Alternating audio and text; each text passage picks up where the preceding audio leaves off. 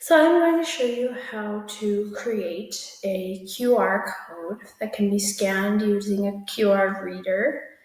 And it's a really quick way for students or others to access a website or a video instead of having to type in the URL code or the website address. So the first thing you're going to do is use a device of some sort, whether that is a phone, an iPad, some kind of video recording device to create your video. So one thing I've done is hold my phone in my left hand while I am focusing on a worksheet or some kind of task, and then use my right hand to complete it so students can see, or whoever's viewing can see the actual task being done, as well as I can explain it as I go. If your explanation is online, you can use tools such as Screencastify, which is what I'm using right now. It accesses your computer screen and takes a recording of your computer screen that later can be turned into a video for YouTube or other sources as well. So once you have created your video, the easiest way to do this is to go on to YouTube.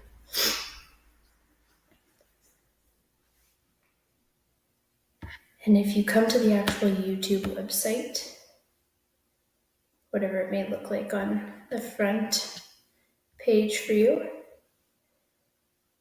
the icon at the top says create a video or a post. That's what you're going to click on and click upload video.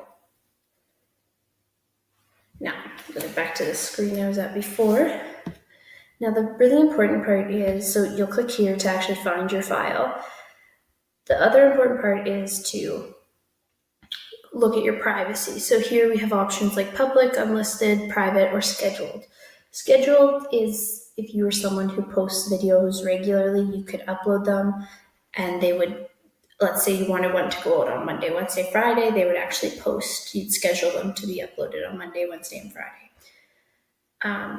For our activity, we're just going to worry about these top three. So private means that only you can see it. So if this is, let's say, a video of yourself teaching something that you only want access through your account to see, you can do that. For making a QR code, though, I would recommend either using public or unlisted. The difference being that unlisted means that no one can find the YouTube video by just searching at the top here.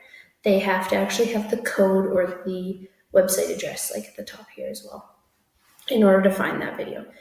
If you do choose public, then anyone could just type in the title of the video and they'd be able to find it. So I prefer to use unlisted, but you may choose to do differently. So once you click to find your file, you can click on it. Today I have a very informational video on cows crossing the road. So this is what your upload screen will look like. My video is about 20 seconds long, so it takes about 2.5 minutes to upload.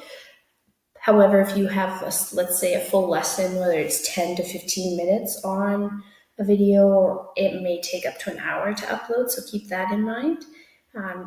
It's always better to do it ahead so you can always track it or test it so you know if it works or not. So in this screen, this is your upload bar. You can see your progress. It gives you some time to let you know how everything's going. Down here is where you can label and name your videos. So I'm going to call mine Cow Crossing.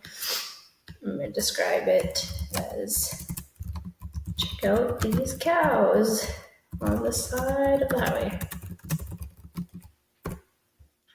I've done it where this is the description of what the lesson is about, or even the sequence, so students understand how far along in the video they are if they are trying to remember. Then once you have all that, right here you can change your privacy again if you have changed your mind on what you'd like. And then you can click done. So it doesn't have to be done uploading for you to click done. Done just means you're done naming it and figuring out the settings. So what you'll do now is wait for it to upload. And when it uploads, it will give you, beautiful, it will give you a URL. This is, for example, my URL. So I'm going to show you two ways you can make this into a QR code. So the first way is you can copy this code. I use Control-C, or you can right-click on it and press copy. Either way works. And then what you can do is you can just Google a QR code generator. So there are many different ones you can use. This is the one I'm going to choose to use. I used it before. QR-code-generator. They all do the same thing. And you can paste your URL in there. And when you're ready, click create QR code.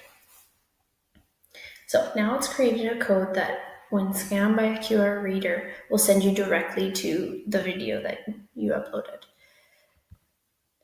So once you download it, you'll wait a few seconds.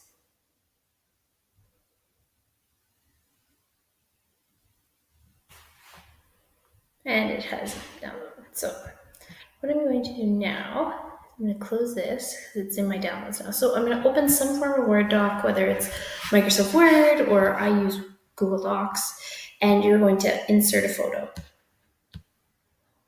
Insert image, and mine is I'm uploading from my computer. Then what we would do is pick our code, a picture of our code, and so this is the code that we have now. To make it easier, I like to center them because it's easier to write text underneath, but that's your own choice.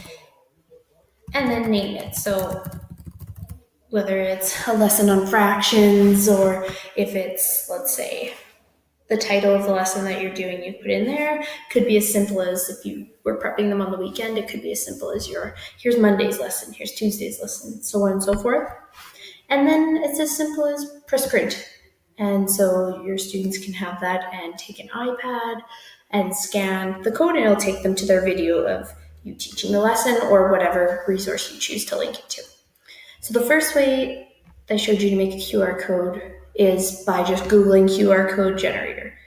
Now, there's another way that if you are using Google Chrome, you can download what's called an extension. So an extension is one of these icons in the corner here. That essentially is you're adding on whatever you might need. There's all sorts of extensions. So how you find those is you have those double dot or triple dots right here. Then you would select more tools and extensions. An easier way is to, that's not what I want, is to click a new tab and type in Chrome App Store.